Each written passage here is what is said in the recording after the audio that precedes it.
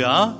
하나님의 크신 사랑이 이 새벽에 우리 가운데 가득한 줄 믿습니다. 오늘 우리는 시편 53편 1절로 6절의 본문을 통하여 어리석은 자는 망한다 라는 제목으로 하나님의 말씀을 함께 나누도록 하겠습니다.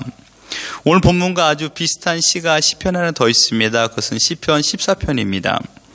차이가 있다라면 그것은 시의 시를 기록하고 시를 읽는 사람의 대상이 차이가 있습니다.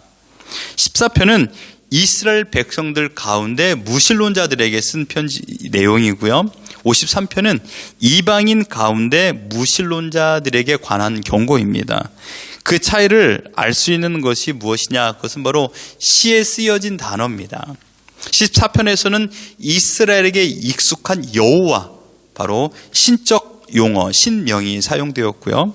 반면 53편에게는 이방인들이 이해하기 쉬운 용어 하나님으로 표현되어 있습니다. 결과론적으로 본다면 이스라엘 백성, 선택받은 백성이나 이방인이나 하나님을 거부하고 하나님을 믿지 아니하는 자들이 있다는 것입니다. 이스라엘 백성이라고 해서 모두가 다 하나님을 믿은 것은 아니다라는 사실입니다. 뿐만 아니라 이 시대에도 하나님을 알려 하지도 않고 하나님을 또한 인정하지도 않고 살아가는 자들이 참으로 많이 있다는 것입니다. 하나님을 알되 여러분 힘써 알기를 소망합니다. 하나님을 알되 끝까지 알아가며 하나님을 믿고 하나님을 사모하며 살아가기를 예수 그리스도 이름으로 축원합니다. 그러므로 이것은 하나님의 복입니다. 내가 하나님을 알고 하나님을 믿고 하나님을 의지하고 소망한다는 것은 인간의 노력, 그냥 인간의 결정이 아닙니다. 어떤 신념을 갖는 게 아니죠. 이것은 하나님께서 하나님을 알 수 있는 은혜를 우리 안에 내재되게 하여 주셨고 그것을 깨닫게 해 주신 것입니다. 오늘 본문의 구성을 보십시오. 1절과 4절은 하나님을 부정하는 어리석은 자들의 보편적인 타락상에 대하여 말씀하고 있습니다.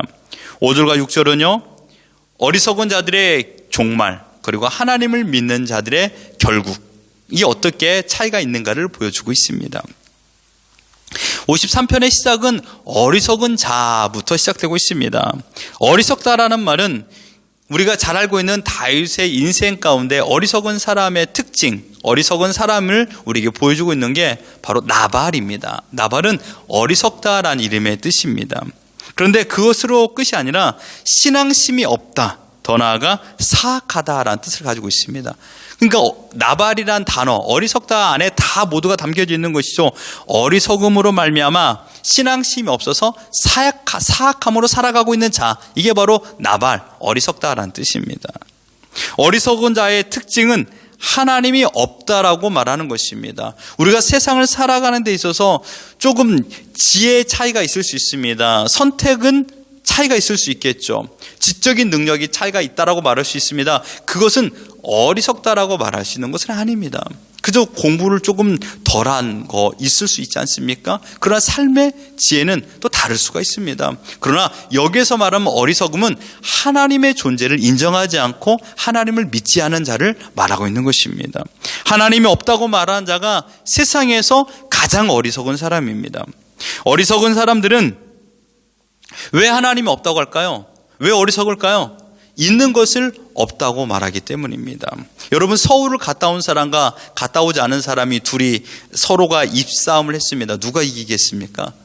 갔다 오지 않은 사람이 이긴다고 말하지 않습니까? 왜요? 갔다 온 사람은 너무나도 갔다 오지 않은 사람의 말을 들으면서 어이가 없게 생각하기 때문에 더 이상 말하지 않는다고 합니다. 그렇습니다. 있는 것을 없다고 하니 가장 어리석은 것이 아니겠습니까? 어리석은 자들이 왜 하나님이 없다라고 말할까요? 보지 못했기 때문입니다. 경험해 보지 못했기 때문입니다. 알아보지 못했기 때문입니다. 먹어보지 못했기 때문입니다. 맛보지 못했기 때문에 하나님에 대하여 거부하고 있는 것입니다. 눈에 보이지 않는다는 그 이유 때문에 하나님을 거부하는 것입니다. 여러분, 하나님은 순수한 영적 존재이시죠. 사람의 눈에는 물질적인 것만 보입니다. 눈에 보이지 않는 것이라고 해서 안 보이는 건 아닙니다. 여러분, 공기가 눈에 보입니까? 바람은요, 바람의 형체는 보이지 않습니다. 바람이 지나가고 남은 자리만 보일 뿐이죠. 영적인 존재는 우리가 볼 수가 없습니다. 천사도 영적인 존재이기 때문에 우리의 눈으로 보이지 않는 것이 당연한 것입니다. 하나님이 눈에 보이지 않는 것은 우리도 매한가지입니다. 믿는다고 해서, 하나님을 믿는 크리스찬이라고 해서 눈에 하나님 보입니까? 그렇지 않습니다. 보이지 않습니다. 그러나 하나님께서는 하나님을 인식할 수 있는 것을 모든 인간에게 주었습니다. 그래서 이 신의 지문이라는 이 책도 있지 않습니까? 이 모든 온 지구에는 하나님의 지문이 묻어져 있습니다. 우리 심령에는요, 하나님의 형상으로 지었기 때문에 하나님을 인식할 수 있는 마음이 내재되어 있는 것이죠. 타락으로 말미암아 인간 안에 하나님의 형상이 훼손된 것은 사실입니다. 그러나 인간 안에는 여전히 하나님의 형상을 느낄 수 있는 것이 내재되어 있기 때문에 우리는 하나님을 두려워하고 또한 궁핍함을 경험하며 갈급함을 가지고 있는 것이 우리의 특징인 것입니다. 이 사실을 바울이 이렇게 고백하고 있습니다. 로마서 1장 19절 20절에 이는 하나님을 알만한 것이 저희 속에 보임이라. 하나님께서 이를 저희에게 보이셨느니라. 장세로부터 그의 보이지 아니하는 것들 곧 그의 영원하신 능력과 신성이 그 만드신 만물에 분명히 보여 알게 되나니 그러므로 저희가 핑계치 못할지니라 라고 말하고 있습니다. 여러분 어떻습니까? 하나님께서는요, 우리 모든 사람들에게 하나님을 인식할 수 있도록, 죄에 대해서 인식할 수 있도록, 선에 대해서 인식할 수 있도록 하나님의 마음을 우리에게 주셨습니다.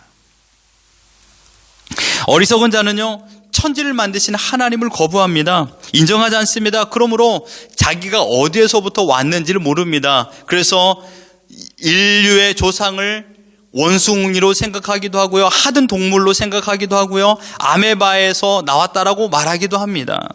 얼마나 어리석은 사람입니까? 전능자 하나님을 거부하고 마치 자신이 전능자의 인체하며 살아가고 있는 자들이 많이 있습니다. 그러므로 그들의 특징이 무엇입니까? 1절에 보십시오. 부패하고 가증한 악을 행하고 선을 행하지 않는다라고 했습니다. 여러분, 부패하다라는 뜻이 무엇입니까? 악한 일만 도모하는 것입니다. 육신의 정욕을 탐닉합니다.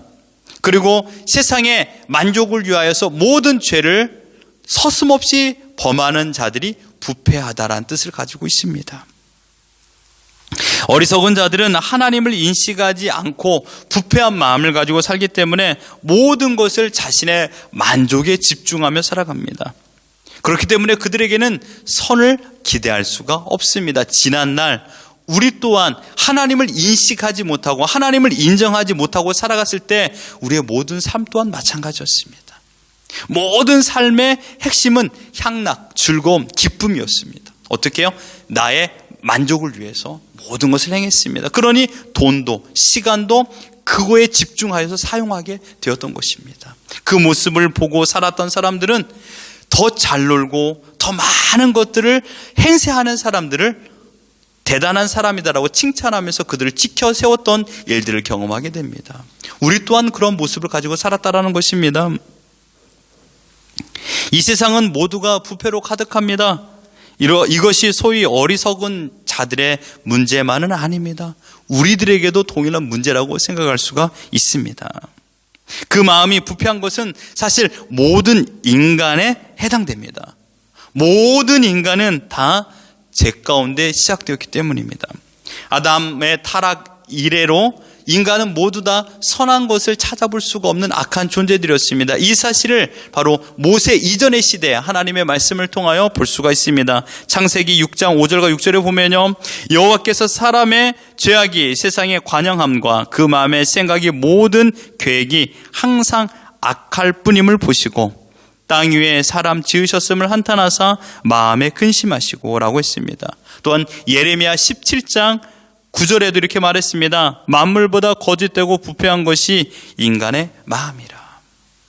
주님께서도 말했습니다. 음식을 먹고 뒤로 나오는 것이 더러운 것이 아니라 너의 생각에서, 너의 마음에서 나오는 입으로 나오는 것이 더럽다라고 말했습니다.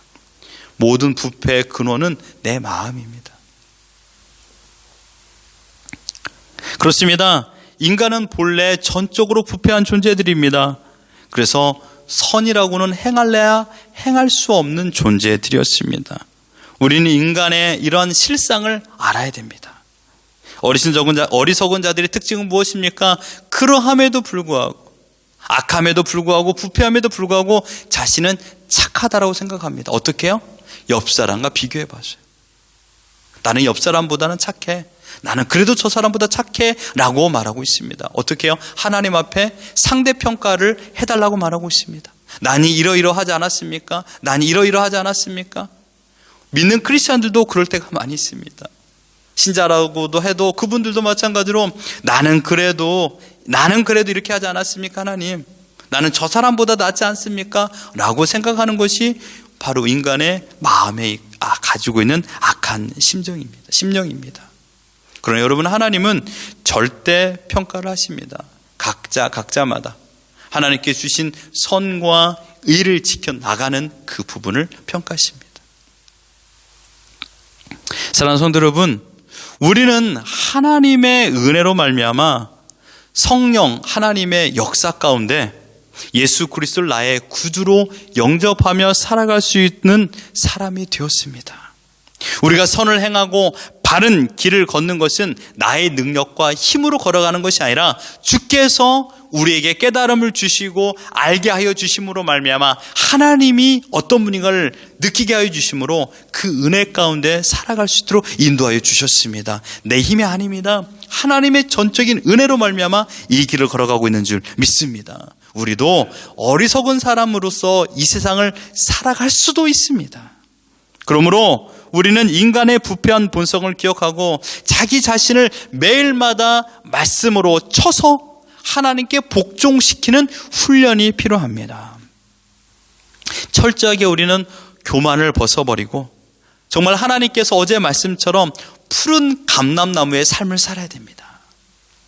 우리가 선을 행하고 바른 길을 걷는 것은 나의 힘으로 되어지지 않는다라는 것을 매일마다 고백하며 우리의 구원은 우리의 선이나 행위가 아니라 오직 예수 그리스도의 은혜로 말미암아 구원을 받았다라는 것을 믿으며 그 은혜를 베풀어 주신 하나님께 감사하며 그 하나님을 찬양하며 그 하나님을 생각하고 그 하나님께 순종함으로 말미암아 하나님께 영광을 돌리는 삶을 살아가야 되는 존재인 줄 믿습니다.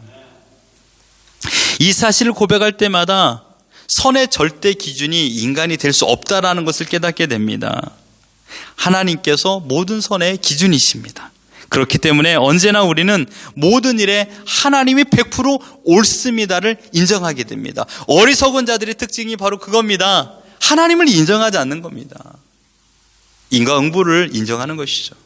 그럼 우리는요, 하나님을 인정합니다. 하나님께서 지금 나의 모든 삶을 주관하고 있다. 절대 주권을 인정하는 것입니다. 그렇기 때문에 육신의 공고함과 아픔, 또한 건강함, 또한 물질에 있고 없고 지금 일이 잘 되고 안 되고 전혀 상관하지 않는 것입니다. 왜냐하면 하나님께서 그 모든 것을 주관하고 있기 때문입니다. 그렇기 때문에 우리 인생은 실패 인생이 없습니다. 아까 기도했던 것처럼. 왜요? 하나님께서 성공을 통하여 깨닫게 하여 주시고 실패를 통하여 알게 해주시기 때문입니다.